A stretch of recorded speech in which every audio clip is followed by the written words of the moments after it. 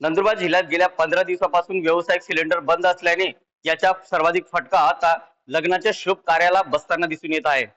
नंदुरबार जिल्ह्यामध्ये गेल्या 15 दिवसापासून हे व्यावसायिक सिलेंडर जे आहे ते बंद झाले, त्यामुळं केटरिंगला मोठी अडचण जी आहे ती निर्माण केली होत आहे आणि या केटरिंगच्या माध्यमातून लग्नाच्या कार्यामध्ये विविध पदार्थ जे आहे ते तयार केले जात असतात आणि यासाठी हे व्यावसायिक सिलेंडर वापरले जात असतात। मात्र गेल्या 15 दिवसापासून इराण, इस्रायल आणि अमेरिकेच्या युद्धामुळे हे व्यावसायिक सिलेंडर जे आहे ते कंपनीकडनं पुरवठा करणं बंद केलेलं आहे। त्यामुळं लग्न कार्याच्या आता तयार करण्यात येणारे गोड पदार्थ कसे बनतील असा काहीसा प्रश्न जो आहे तो उपस्थित होत आहे। त्यामुळं लग्न कार्यासाठी आता नवरदेव नवरी आणि नातेवाईकांना धडपड जी आहे ती या व्यावसायिक सिलेंडरसाठी करण्यात येत आहे।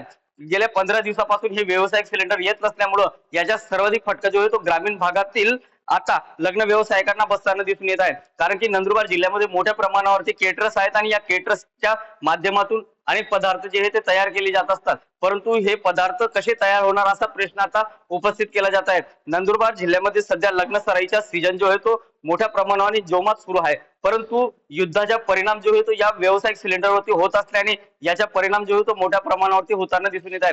राज्याकडनं आणि केंद्र शासनाकडनं घरगुती सिलेंडरला अधिक प्राधान्य जे आहे ते देण्यात येत आहे। त्यामुळं कंपन्यांकडनं जे व्यावसायिक सिलेंडर जे आहे ते पुरवठा बंद करण्यात आले, त्यामुळे याचा परिणाम जो होतो आता लग्न कार्यासोबतच हॉटेल व्यावसायिकांना देखील बसताना दिसून येत आहे। अनेक हॉटेल व्यावसायिकांचे पदार्थ जे आहे ते कमी केलेले आहेत, तर अनेक हॉटेल व्यावसायिक जे आहे ते आता बंद पडण्याचे देखील मार्गावरती आहे। त्यामुळं लग्न कार्यासाठी आता हे व्यावसायिक सिलेंडर कसं आणायचे आणि घरासाठी लग्नासाठी पदार्थ कसे तयार करायचे असा प्रश्न आता उपस्थित होताना दिसून येत आहे। त्यामुळे आता केटरिंग व्यवसाय देखील आता धोक्यात आलेला आहे आणि या धोक्यातून आता कसं सावरणार आणि लग्न कसं करणार असाच काहीसा प्रश्न आता नातेवाईकांसमोर आणि नवरी नवरदेवकांसमोर उपस्थित झालेला आहे।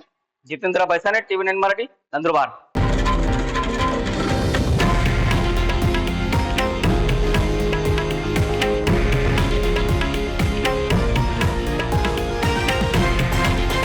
हे आहे देशातील नंबर 1 न्यूज नेटवर्क आणि आपण पाहत आहात TV9 मराठी, एकमेव।